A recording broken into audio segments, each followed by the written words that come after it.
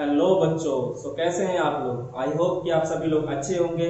बच्चों, आज हम एक नया टॉपिक करेंगे जिसमें हम लोग देखेंगे कि अगर कोई भी चार्ज पार्टिकल मैग्नेटिक फील्ड के अंदर मूव करता है तो क्या वो फोर्स एक्सपीरियंस करता है या नहीं करता।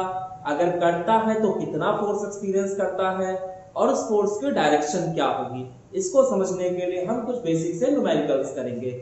बच्चों, मैं हूं Deepak Yadav, director of Extra Mind Tutorial. स्वागत करता हूं आपके अपने YouTube channel Yadav sir physics वाले। बच्चों, आपका टाइम वेस्ट किए बगैर हम अपना टॉपिक स्टार्ट करते हैं। मैंने आपको पहले ही सिखा दिया था कि अगर कोई भी करंट कैरिंग कंडक्टर है और उसमें करंट फ्लो कर रहा है तो उसकी वजह से उसके चारों तरफ मैग्नेटिक फील्ड प्रोड्यूस हो जाता है। ठीक है, जैसे एग्जांपल के तौर पे अगर ये कोई वायर है और इसमें करंट आई फ्लो कर रहा है तो इसकी वजह से ऑब्वियसली इसके चारों तरफ मैग्नेटिक फील्ड प्रोड्यूस हो जाएगा। और उस मैग्नेटिक फील्ड की डायरेक्शन क्या होगी, इसको समझने के लिए हमारे पास एक रूल था जिसे हम लोग कहते थे राइट हैंड पाम रूल। और वो क्या कहता था कि अगर आप अपने करंट की डायरेक्शन में अंगूठे को कर देते हैं तो आपकी उंगलियों का जो घुमाव है वो मैग्नेटिक फील्ड की डायरेक्शन को बताता है। तो अगर आपका करंट ऊपर की तरफ है तो अंगूठा ऊपर कर लो। राइट हैंड, ध्यान रखना राइट हैंड हमेशा यूज करना है। तो करंट ऊपर की तरफ है, अंगूठा ऊपर करो। सोचो उंगलियों का घुमाव किधर जा रहा है, अंदर की तरफ। यानी इस पूरे रीजन में कहीं भी आप देख लीजिए आपका जो मैग्नेटिक फील्ड आएगा वो आपका इन्वर्ट होगा। ठीक है, तो ये आपका इन्वर्ट मैग्नेटिक फील्ड का सिंबल होता है। सेम ऐसे ही अगर इस रीजन में कोई पूछ ले तो आपका उंगलियां जो है यहाँ से अगर अंदर गई है तो यहाँ से तो बाहर ही निकलेंगी। तो इस वाले पूरे रीजन में आप कहीं भी देखेंगे तो आपका मैग्नेटिक फील्ड जो है वो आउटवर्ड होगा। ठीक है, तो कई बार क्या होता है कि हम लोग ये भूल जाते हैं कि इन्वर्सन किसको रिप्रेजेंट करते थे और आउटवर्ड किसको रिप्रेजेंट करते थे। तो इसको समझने के लिए हमारे पास एक सिंपल सा एग्जांपल है। आप लोगों ने बचपन में रामायण तो सभी ने देखी होगी और रामायण में इस तरह से चलते हुए बहुत सारे तीर भी देखे होंगे। अब ये सोचो कि अगर कोई भी तीर है और वो इस बोर्ड से बाहर निकल रहा है तो आपको क्या नजर आएगा? सामने वाली है चोंच। ठीक है, तो मैं आउटवर्ड मैग्नेटिक फील्ड को इस चोंच से रिप्रेजेंट कर देता हूं। और अगर यही तीर अंदर जा रहा हो तो आपको क्या नजर आएगा? तो पीछे का ये हिस्सा और ये हिस्सा कुछ कुछ क्रॉस टाइप का लग रहा है आपको देखने में। तो इसलिए हम इनवर्ट को जो है वो क्रॉस से रिप्रेजेंट करते थे। तो इस बात का हमेशा ध्यान रखिएगा कि जो आपका क्रॉस होगा वो रिप्रेजेंट करेगा इनवर्ट मैग्नेटिक फील्ड को, इनवर्ट मैग्नेटिक फील्ड को, और जो डॉट होगा वो हमेशा रिप्रेजेंट करेगा आउटवर्ड मैग्नेटिक फील्ड को। ठीक है, ये बातें मैं आपको पहले भी बता चुका हूं और आज के लेक्चर में फिर बता रहा हूं जिससे कि अगर कोई न्यू स्टूडेंट है तो कम से कम वो चीजों को समझ सके। अच्छा जी, अब मैं कह रहा हूं कि इस मैग्नेटिक फील्ड के अंदर अगर कोई चार्ज पार्टिकल है, मान लेते हैं ये। ठीक है, और ये चार्ज पार्टिकल अगर रेस्ट में है तो रेस्ट में होने का मतलब है उसका वेलोसिटी 0 है। ठीक है, तो हमने क्या देखा कि उस चार्ज पार्टिकल पे इस मैग्नेटिक फील्ड की वजह से कोई भी मैग्नेटिक फोर्स नहीं लग रहा। यानी हम क्या लिख सकते हैं, क्योंकि charge particle is at rest, charge particle is at rest and it doesn't experience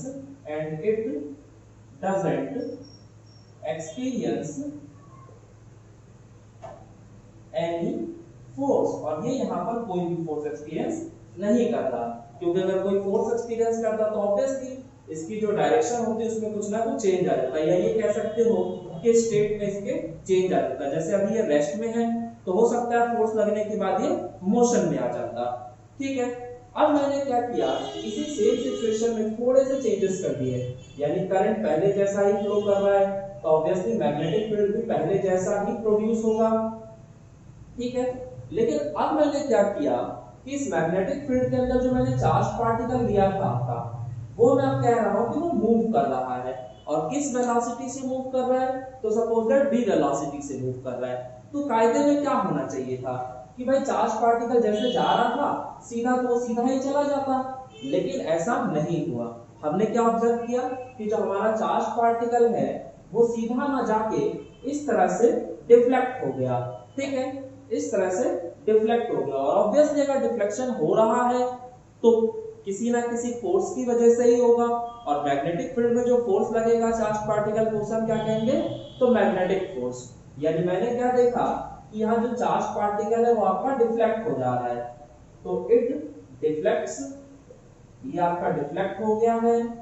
और डिफ्लेक्ट हो जाने का मतलब क्या है, तो that is it experiences magnetic force. इसका मतलब क्या है कि ये आपका मैग्नेटिक फोर्स एक्सपीरियंस करता है। अब जब मैंने इन दोनों सिचुएशंस को बहुत ध्यान से समझा तो मुझे ये बात समझ में आई कि चार्ज पार्टिकल यहाँ भी मैग्नेटिक फील्ड में था और यहाँ भी मैग्नेटिक फील्ड में है, लेकिन दोनों में एक अंतर है। और वो अंतर क्या है कि यहाँ पर आपका चार्ज पार्टिकल रेस्ट में था और यहाँ चार्ज पार्टिकल मोशन में था। तो हमने देखा कि जब चार्ज पार्टिकल हमारा मोशन में है तो वो फोर्स एक्सपीरियंस कर रहा है, और जब रेस्ट में था तो वो कोई भी फोर्स एक्सपीरियंस नहीं कर रहा था।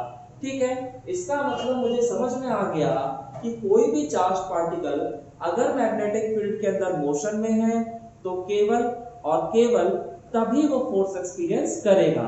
अगर वो रेस्ट में है तो वो कोई भी फोर्स एक्सपीरियंस नहीं करेगा। तो ये छोटी सी बात हमें यहाँ से समझ में आ गई। ठीक है, तो अगर आप इससे पहले जो आपने पढ़ा था इलेक्ट्रिक फील्ड, अगर आप उस पर ध्यान दें तो आपको पता चलेगा कि इलेक्ट्रिक फील्ड वाले केस में ऐसा नहीं था। वहां पे आपका चार्ज पार्टिकल चाहे रेस्ट में था और चाहे मोशन में था, वो दोनों ही केसेस में फोर्स एक्सपीरियंस करता था। लेकिन यहाँ पर ऐसा नहीं है। यहाँ पे आपका अगर चार्ज पार्टिकल रेस्ट में है तो कोई फोर्स एक्सपीरियंस नहीं कर रहा, और मोशन में है तो वो फोर्स एक्सपीरियंस कर रहा है। ठीक है, तो ये कुछ बेसिक सी बातें थी जो आपको समझ में आई होगी। अब दिमाग में सवाल ये आएगा, क्योंकि आप साइंस स्ट्रीम के स्टूडेंट्स हैं, तो आपके जो दिमाग में सवाल आएगा वो ये आएगा कि भाई अगर चार्ज पार्टिकल मैग्नेटिक फील्ड की वजह से फोर्स एक्सपीरियंस कर रहा है तो कितना फोर्स एक्सपीरियंस कर रहा है।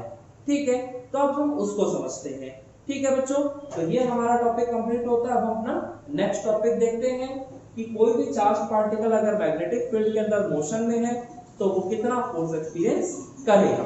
चलिए बच्चों, तो अब हमारा जो अगला टॉपिक है वो है force experience by charge particle inside a uniform magnetic field. यानी अगर कोई चार्ज पार्टिकल मैग्नेटिक फील्ड के अंदर रखा हुआ है तो वो कितना फोर्स एक्सपीरियंस करेगा। तो इसके लिए बहुत सारे एक्सपेरिमेंट्स किए गए, और एक्सपेरिमेंटली जो चीजें ऑब्जर्व की गई वो मैं आपको अभी बताता हूँ। बट उससे पहले हम अपनी सिचुएशन देख लेते हैं कि हमारी सिचुएशन है क्या। तो मान लेते हैं कि ये हमारा कोऑर्डिनेट सिस्टम है, ये एक्स एक्सिस, ये वाई एक्सिस और ये आपका जेड एक्सिस है। ठीक है, और हम मान लेते हैं कि हमारा जो मैग्नेटिक फील्ड है उसकी डायरेक्शन वाई एक्सिस के अलोंग है। यानी ऐसे मान लो जैसे नीचे की तरफ आपका नॉर्थ पोल रख दिया गया और ऊपर की तरफ साउथ पोल, तो फील्ड लाइंस आपका इस तरीके से हो जाएंगी। तो ये हमारा मैग्नेटिक फील्ड की डायरेक्शन है।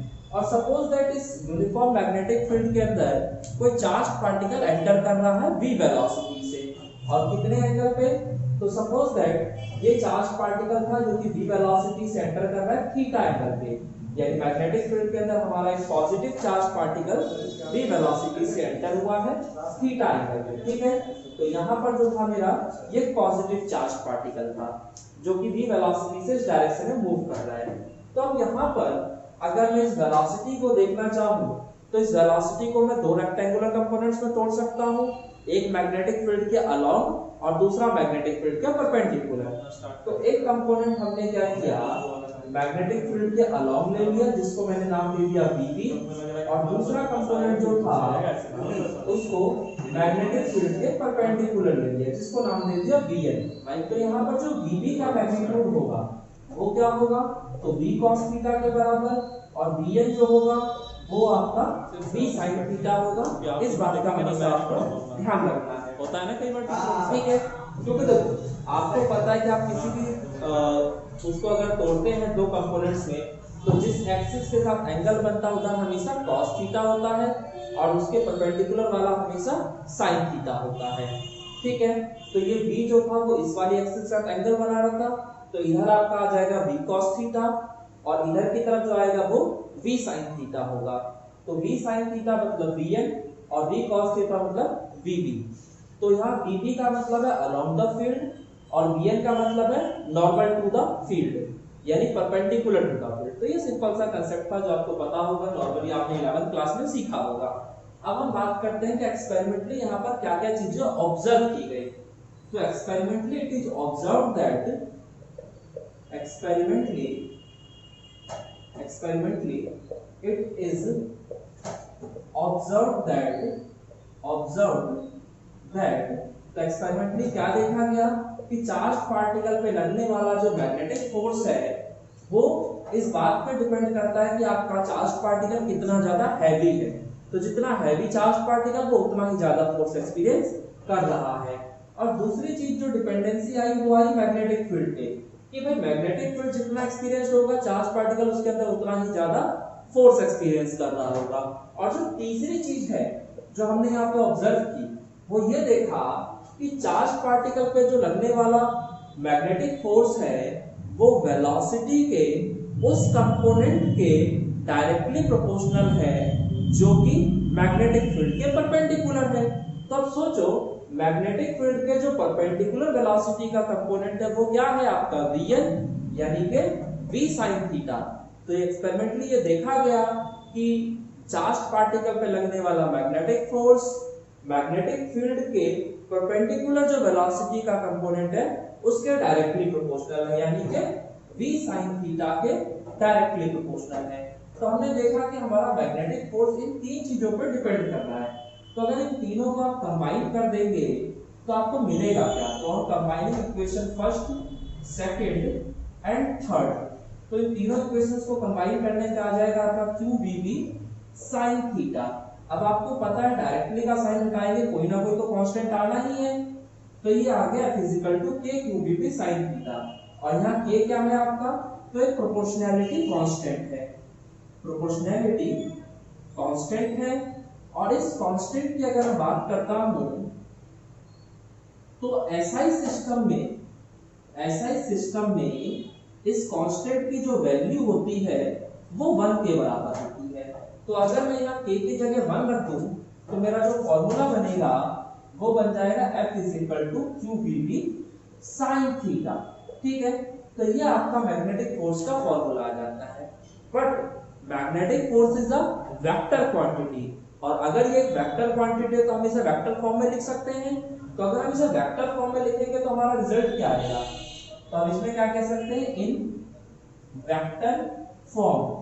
तो वेक्टर फॉर्म में अगर हम लिखेंगे तो हमारा आ जाएगा F = Q V vector cross B vector. ठीक है, तो हमेशा आपको जब भी फॉर्मूला याद करो तो वेक्टर फॉर्म में याद करो, कभी भी स्केलर फॉर्म में फॉर्मूले को याद मत करो। क्योंकि अगर आपने ये याद कर लिया कि F = QBB sin थीटा, ठीक है, और कल को आपको डायरेक्शंस निकालने की जरूरत पड़ गई तो फिर वहां आपको वेक्टर फॉर्म में लिखना पड़ेगा। अब ये याद कर लेने से ये थोड़ी ना पता चल जाएगा कि B क्रॉस B लिखना है या B क्रॉस B लिखना है। और आपको पता है क्रॉस प्रोडक्ट में A cross B is not equal to B cross A, इसलिए अगर B क्रॉस B लिखा है तो आपको B क्रॉस B ही लिखना पड़ेगा। और ये तभी संभव है जब आप ये वाला फॉर्मूला याद करें। ठीक है, तो आपका जो बेसिक काम है वो है कि आप ये वाला फॉर्मूला याद कर लें। ठीक है, तो ये आपके मैग्नेटिक फोर्स का फॉर्मूला होता है। अब देखो बच्चों, यहाँ पे आपको ये तो पता चल गया कि भाई force is a vector quantity. तो ऑब्वियसली चार्ज पार्टिकल अगर मैग्नेटिक फील्ड में रखा है और वो फोर्स एक्सपीरियंस कर रहा है तो उस फोर्स की डायरेक्शन क्या होगी, आपसे नॉर्मली ये सवाल पूछा जा सकता है। तो इस क्वेश्चन का जवाब क्या है, तो इसके लिए आपको एक रूल सिखाया गया था बचपन में, और वो रूल था वो था आपका राइट हैंड पाम रूल। और राइट हैंड पाम रूल क्या कहता है कि भाई अपने राइट हैंड के पाम को सीधा स्ट्रेच कर लो, ठीक है, पहले वेक्टर की डायरेक्शन में, और दूसरे वेक्टर की डायरेक्शन में इसे बेंड करो तो आपका जो थंब होगा वो तीसरे वेक्टर की डायरेक्शन बता देगा। और यहाँ पर जो आपका पहला वेक्टर है वो ये है, दूसरा वेक्टर ये है, और इन दोनों का प्रोडक्ट करने पर यह है तो ये आपका तीसरा वेक्टर है। ठीक है, तो पहले वेक्टर की डायरेक्शन में स्ट्रेच करके दूसरे की डायरेक्शन में बेंड करना था, थंब अपने आप तीसरे की डायरेक्शन बताएगा, यानी आपको पहले से दूसरे की तरफ जाना होता है। ठीक है, तो अगर आप पहले से दूसरे की तरफ जा रहे हैं यानी आपको B से B की तरफ जाना है। तो अगर आप बी से बी की तरफ गए तो मुझे बताओ आप कैसे घूम गए, एंटी क्लॉकवाइज। और एंटी क्लॉकवाइज का मतलब क्या होता है आपका नॉर्थ फेस, ठीक है। या उस चीज को भी छोड़ो, आपको क्या सिखाया गया था, पहले के डायरेक्शन में जाके दूसरे के डायरेक्शन में स्ट्रेच करना है। तो अगर आप बी वेक्टर के डायरेक्शन में रख के और बी वेक्टर के डायरेक्शन में बेंड करेंगे, ठीक है, इन उंगलियों को अगर इस तरह से घुमाएंगे तो आपका अंगूठा किधर आएगा, बाहर की तरफ, ठीक है। कई लोगों के दिमाग में ये बात आ सकती है कि सर ने ऐसा ही क्यों रखा, ऐसे भी रख सकते थे। भाई रख तो तुम कैसे भी सकते थे, लेकिन सिर्फ इतने से बात नहीं बनेगी ना, इसके आगे का भी तो प्रोसेस है। और वो क्या कहता था कि आपको पहले वेक्टर से दूसरे वेक्टर के डायरेक्शन में जाना है। तो क्या आप जा पाएंगे ऐसे करके, कभी भी नहीं। अगर आप ऐसे रखते तो भी पॉसिबल नहीं था, इसलिए आपको ऐसे ही रखना पड़ेगा, क्योंकि जब ऐसे रखेंगे तभी आप दूसरे वेक्टर के डायरेक्शन में बेंड कर पाएंगे और तभी आपका अंगूठा जो है वो बाहर की तरफ इशारा करेगा। तो सोचो अगर ये बोर्ड है और इस बोर्ड के इस वाले फेस को मैं एक्स एक्सिस मान लेता हूँ, इस वाले को वाई एक्सिस मान लेता हूँ, तो जो जेड एक्सिस होगा वो यही होगा ना, यानी बाहर की तरफ जो एक्सिस है वो आपका जेड एक्सिस है। तो यहाँ पर जो मैग्नेटिक फोर्स हो गया उसकी डायरेक्शन किधर की तरफ आ गई, तो जेड एक्सिस के अलॉन्ग आ गई। तो ये फंडा आपको समझ में आ रहा है। तो ये आपकी बेसिक सी कहानी है। अभी मैं आपको मैग्नेटिक फोर्स पे न्यूमेरिकल कराऊंगा और बहुत अच्छे न्यूमेरिकल्स कराऊंगा, लेकिन उससे पहले हम कुछ और जरूरी बातों को समझ लेते हैं।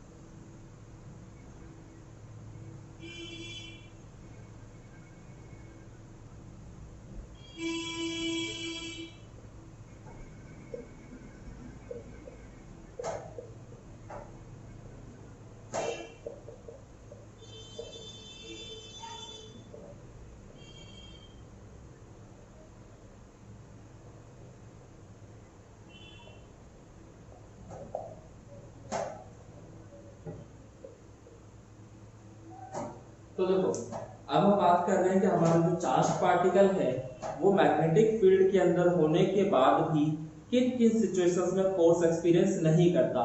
तो इसका अगर आपको जवाब चाहिए तो आप अपने फॉर्मूले पे फोकस करो। कई सारे सवालों के जवाब तो आपको फॉर्मूले से ही मिल जाते हैं। तो आपका जो फॉर्मूला था फोर्स का वो यही था ना, F = QVP sin थीटा, यही आपका फॉर्मूला था। अब सोचो फोर्स की वैल्यू जीरो कब कब हो सकती है, तो जब आपका चार्ज जीरो हो, ठीक है, यानी कि अगर आपका चार्ज जो है वो जीरो है तो जो चार्ज पार्टिकल है कोई भी मैग्नेटिक फोर्स एक्सपीरियंस नहीं करेगा। अब सोचो चार्ज जीरो होने का मतलब क्या है कि आपकी जो बॉडी है वो न्यूट्रल है, यानी कि द बॉडी इज न्यूट्रल, यानी कि अगर कोई न्यूट्रल बॉडी एंटर करती है फील्ड के अंदर तो वो कोई भी फोर्स एक्सपीरियंस नहीं करती है। अब यहाँ पे अगर मैं दूसरा पॉइंट देखना चाहूँ तो दूसरा पॉइंट आपका वेलोसिटी को लेकर आ सकता है कि भाई अगर वेलोसिटी जीरो है तो भी मैग्नेटिक फोर्स जीरो है। तो यहाँ पर जो सेकंड पॉइंट लिख सकते हैं कि वेलोसिटी जीरो हो, और वेलोसिटी जीरो होने का मतलब है कि आपका जो चार्ज पार्टिकल है वो रेस्ट में है, यानी कि द चार्ज पार्टिकल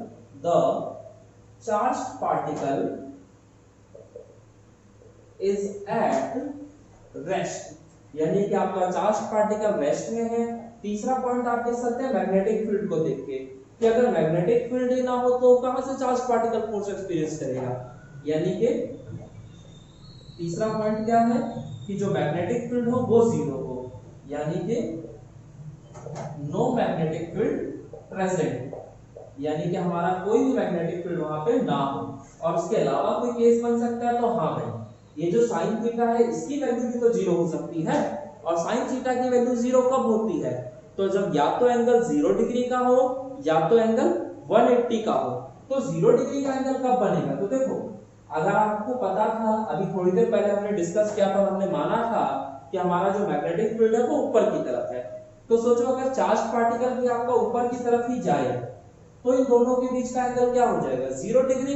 बट अगर मैग्नेटिक फील्ड आपका ऊपर की तरफ है और जो आपका चार्ज पार्टिकल है वो अगर नीचे की तरफ जा रहा है तो यहाँ पर एंगल कितना बन जाएगा, 180 का और यहाँ पे एंगल 0 डिग्री का।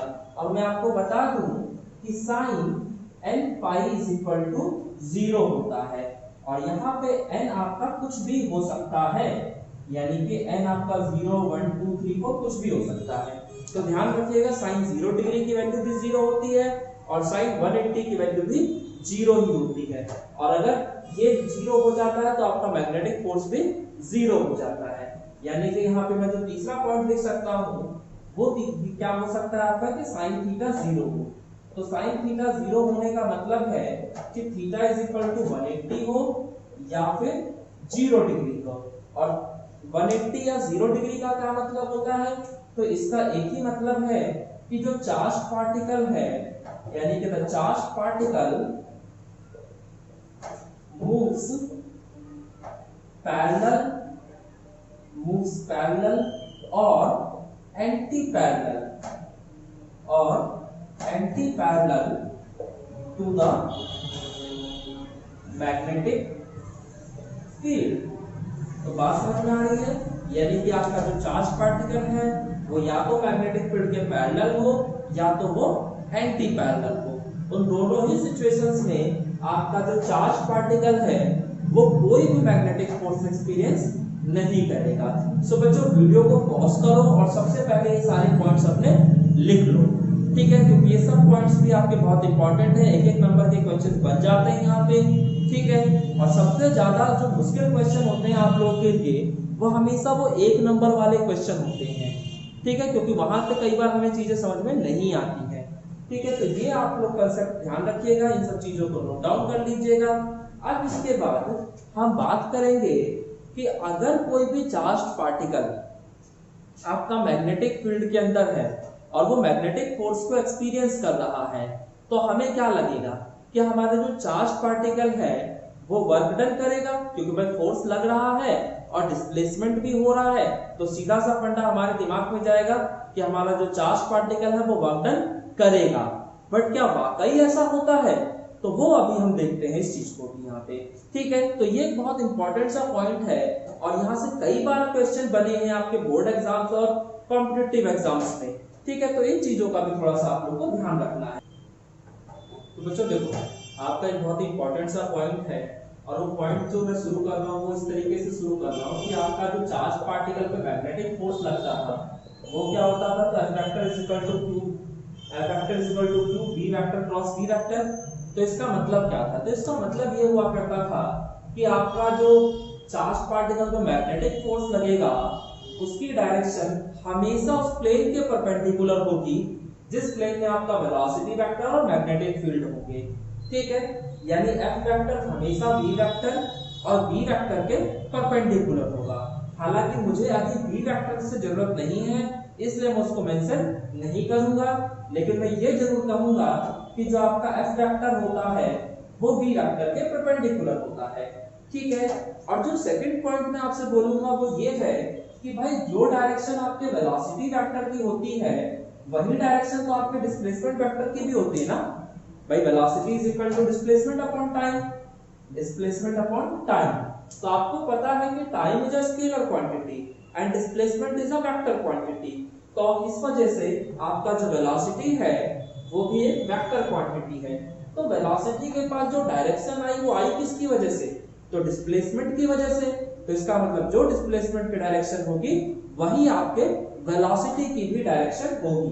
तो अगर आपका वेलोसिटी जो है वो इस मैग्नेटिक फोर्स के परपेंडिकुलर है तो आपका जो डिस्प्लेसमेंट होगा वो भी मैग्नेटिक फील्ड के परपेंडिकुलर होना चाहिए।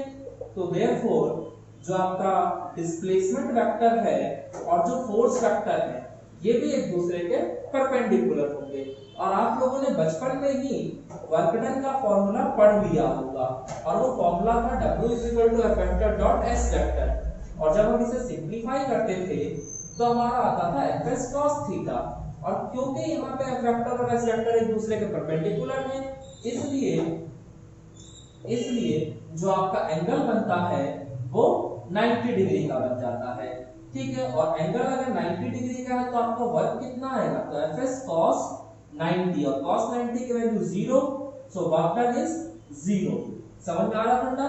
cos 90 जो होता है आपका वो जीरो के बराबर होता है, तो इस वजह से आपका वर्क डन जो है वो भी जीरो हो जाता है। तो यहाँ से मुझे इतना तो समझ में आ गया कि अगर कोई भी चार्ज पार्टिकल मैग्नेटिक फील्ड के अंदर मूव कर रहा है और वो फोर्स एक्सपीरियंस कर रहा है, तो इसका ये मतलब नहीं है कि वहां पे कोई वर्क होगा। यानी कि मैग्नेटिक फील्ड के द्वारा चार्ज पार्टिकल पे कोई भी वर्क नहीं होता। ये बिल्कुल वैसे ही है जैसे आपको क्लास 11th में वो कूली वाला एग्जांपल दिया होगा कि भाई कूली अपने सर पे सामान रख के चलता है, तो क्या कोई वो वर्क कर रहा है या नहीं कर रहा? तो आपका आंसर होता था नहीं सर कोई वर्क नहीं कर रहा। मैं पूछा क्यों? तो आपने बोला क्योंकि सर कूली ने सामान उठाने के लिए फोर्स तो ऊपर की तरफ लगाया है, लेकिन उसका जो डिस्प्लेसमेंट है वो आगे की तरफ हो रहा है, यानी कि दोनों के बीच एंगल 90 का बन रहा है और cos 90 इज इक्वल टू 0 होता था, इसलिए वर्क डन भी आपका 0 आ जाता था। तो ये बिल्कुल वैसा ही केस है, उसी से मिलता जुलता केस है। तो आप ध्यान रखिएगा कि मैग्नेटिक फोर्स के द्वारा चार्ज पार्टिकल पे कोई भी वर्क नहीं होता। ठीक है, सो ये एक बेसिक सा कंसेप्ट था, इतनी बात आप लोग को आई होप समझ में आ गई होगी। ठीक है, ओके। तो देखो बच्चों, मैं इस चीज को यहाँ पे लिख देता हूं, यानी कि no work done by magnetic force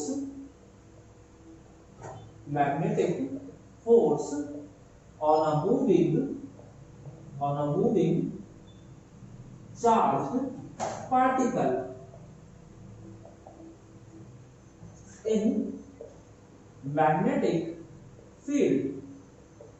ठीक है, यानी कि मैग्नेटिक फील्ड के अंदर मैग्नेटिक फोर्स के द्वारा चार्ज पार्टिकल पे कोई भी वर्क नहीं होता है। अब मैं यहां से एक और नया कंसेप्ट आपको सिखाऊंगा, और वो कंसेप्ट मैं लेकर आऊंगा वर्क एनर्जी थ्योरम से।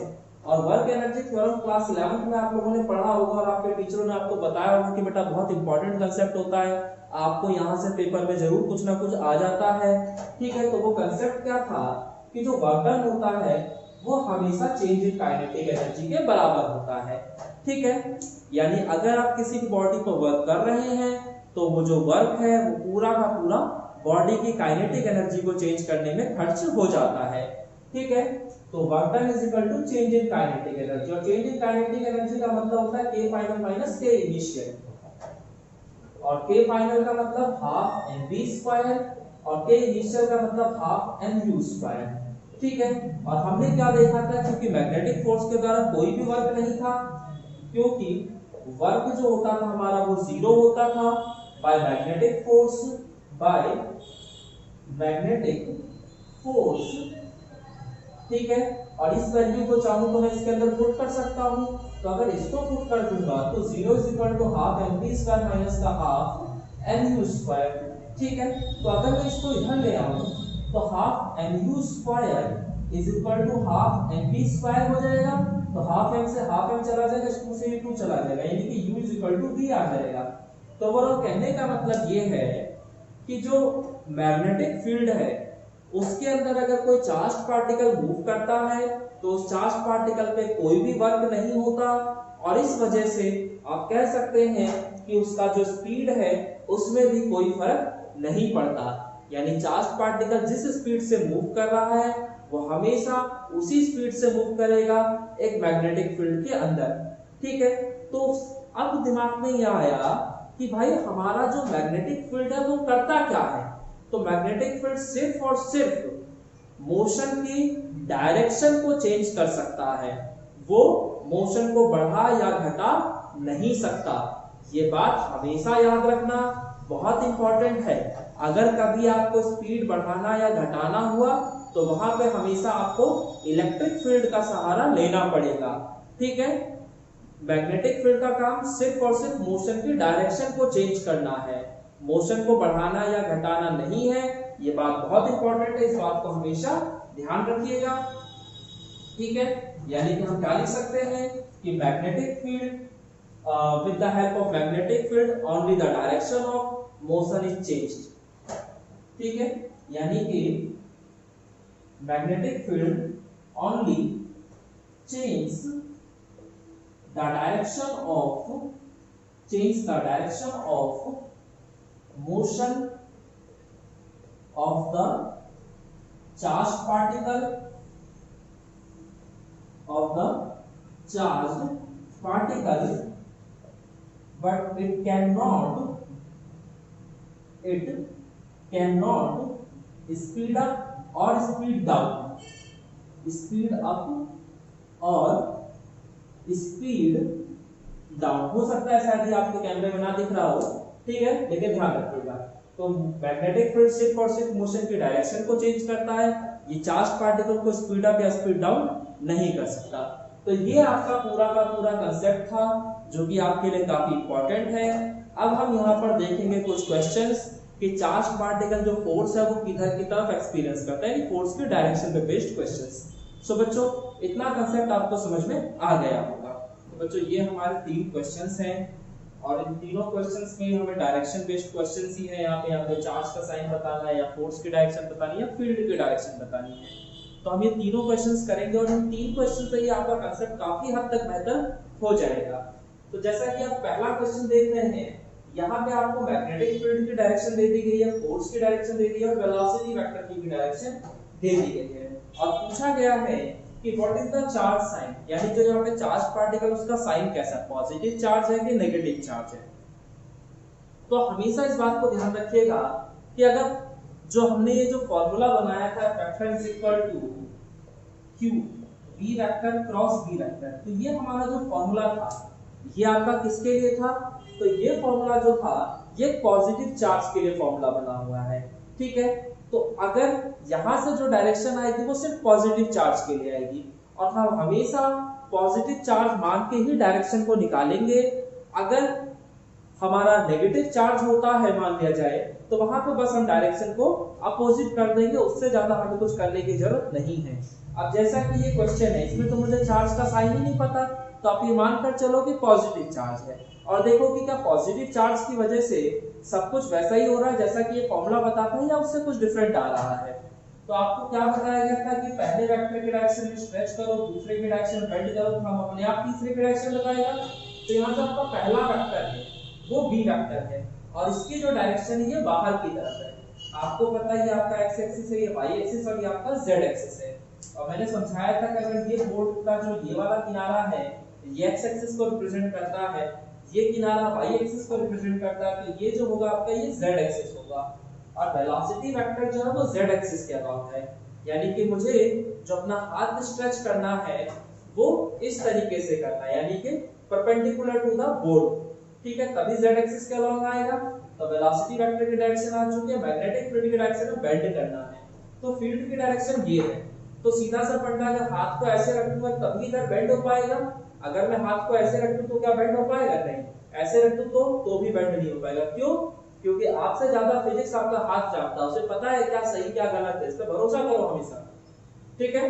चलिए ओके, तो ये आपका वेलोसिटी वेक्टर था। मैग्नेटिक फील्ड आपका इस तरफ है, इस तरफ आपने बेंड किया, आपका अंगूठा किधर इशारा कर रहा है, ऊपर की तरफ। क्या फोर्स आपको ऊपर की तरफ लग रहा है, तो हाँ भाई ऊपर की तरफ लग रहा है, यानी कि सब कुछ बिल्कुल वैसा ही है जैसा हमारा रूल हमें बताता था। इसका मतलब यहाँ पर जो चार्ज होगा वो आपका कैसा चार्ज होगा, तो वह एक पॉजिटिव चार्ज होगा। तो यहाँ पर जो आपका आंसर आएगा वो आ जाएगा पॉजिटिव चार्ज। आई होप कि आपको कोई दिक्कत नहीं होगी। अब यहाँ पर आपसे बोला गया अल्फा पार्टिकल, ठीक है, और बोला जा रहा है कि मैग्नेटिक फील्ड की डायरेक्शन बताइए क्या होगी। तो यहाँ पे आपको वेलोसिटी वेक्टर की डायरेक्शन दे रखी है, फोर्स की डायरेक्शन दे रखी है और मैग्नेटिक फील्ड की डायरेक्शन पूछना है और बात हो रही है यहाँ पे अल्फा पार्टिकल की। तो भाई सबसे पहले ये समझो कि अल्फा पार्टिकल आपका एक पॉजिटिव चार्ज है कि नेगेटिव चार्ज है। तो अल्फा पार्टिकल जो होता है एक हैवी पॉजिटिवली चार्ज पार्टिकल है, यानी कि पॉजिटिव चार्ज है। और पॉजिटिव चार्ज की केस में तो हमारा रूल पूरी तरह से लगेगा। तो आपको क्या करना है, पहले वेक्टर की डायरेक्शन में स्ट्रेच करना है। तो वेलोसिटी वेक्टर की डायरेक्शन आपको दे रखी है, ठीक है। दूसरा वेक्टर मैग्नेटिक फील्ड है जिसकी डायरेक्शन आपको नहीं पता, यानी आपको ये नहीं पता कि आपको हाथ बेंड किधर करना है, लेकिन ये पता है कि हाथ रखना ऐसे ही है, ठीक है। और तीसरा वेक्टर है फोर्स। तो फोर्स किधर की तरफ है, ऊपर की तरफ। तो मेरा जो अंगूठा होना चाहिए वो हमेशा तीसरे वेक्टर की डायरेक्शन में होना चाहिए। तो अंगूठा मुझे ऊपर लेकर जाना है, तो अंगूठा अगर ऊपर ले जाऊंगा तो हाथ ऐसे ही आएगा, ठीक है। और अगर हाथ ऐसे है तो बेंड किधर की तरफ होगा, ये अंदर की तरफ। तो अंदर की तरफ कौन सा एक्सिस होगा, तो नेगेटिव z एक्सिस। क्योंकि बाहर की तरफ पॉजिटिव z एक्सिस होता है तो अंदर की तरफ आपका नेगेटिव z एक्सिस आ जाएगा। यानी कि यहाँ पे जो आपका मैग्नेटिक फील्ड का डायरेक्शन होगा वो नेगेटिव z एक्सिस के अलोंग होगा। तो ये x एक्सिस, ये y एक्सिस और ये z एक्सिस। तो यहाँ पे आप आंसर क्या लिख सकते हैं कि direction of magnetic field is along negative z axis, यानी कि magnetic field x along negative z axis, और ये भी कह सकते हैं कि इनवर्ड। ठीक है, तो आपको ये समझ में आ गया। अच्छा, इसके बाद हमने तीसरा क्वेश्चन जो डिस्कस कर रहे थे उसमें क्या है, तो भैया उसमें भी मैग्नेटिक फील्ड ही बताना है, लेकिन यहाँ पर एक अंतर है। यहाँ पे मैंने पॉजिटिव चार्ज लिया था और यहाँ पे अब मैं नेगेटिव चार्ज लेकर चल रहा हूँ। यानी कि जो जो पॉसिबल केस हो सकते हैं वो सारे केसेस आपके साथ डिस्कस करने की कोशिश चल रही है यहाँ पे। तो आपको बोला गया है कि आपका वेलोसिटी वेक्टर इस डायरेक्शन में, फोर्स वेक्टर इस डायरेक्शन में है, मैग्नेटिक फील्ड किधर है ये नहीं पता। ठीक है, आप नेगेटिव चार्ज के लिए अपना फॉर्मूला नहीं लगा सकते, आपको लगाना पॉजिटिव चार्ज के लिए ही पड़ेगा। तो पहले पॉजिटिव चार्ज, आप ये मान लो कि ये जो चार्ज है ये पॉजिटिव चार्ज है। तो पॉजिटिव चार्ज के लिए जो पहला वेक्टर था यानी वेलोसिटी वेक्टर, वो x एक्सिस के अलोंग है, और जो दूसरा वेक्टर है वो आपको नहीं पता, और जो तीसरा वेक्टर है वो आपको गिवन है कि ऊपर की तरफ है। तो पहले वेक्टर के डायरेक्शन में स्ट्रेच होता था, कर लिया। तीसरे वेक्टर के डायरेक्शन में अंगूठा होना चाहिए, वो है मेरा, कोई दिक्कत नहीं है। तो अब बताओ अगर हाथ ऐसे है तो बेंड किधर होगा, ये अंदर की तरफ। तो यानी कि अगर पॉजिटिव चार्ज होता तो मैग्नेटिक फील्ड अंदर की तरफ होना चाहिए, बट अनफॉर्चुनेटली यहाँ पर जो चार्ज है वो नेगेटिव है। तो इसका मतलब जो डायरेक्शन आपकी निकल कर आई है आपको जस्ट और जस्ट उस डायरेक्शन का अपोजिट कर देना है। यानी कि आपका जो मैग्नेटिक फील्ड आएगा वो किधर आ जाएगा, तो आउटवर्ड आ जाएगा। तो यहाँ पर आपका जो मैग्नेटिक फील्ड होगा वो किधर होगा, आउटवर्ड होगा। या तो ये बोल दो कि आउटवर्ड होगा, या फिर ये बोल सकते हो along positive z axis, positive z axis. ठीक है बच्चों, तो ये था हमारा आज का कंसेप्ट, आज का वीडियो। बाकी हम लोग मिलेंगे नेक्स्ट वीडियो में अगले टॉपिक के साथ। तब तक रखिए अपना ख्याल।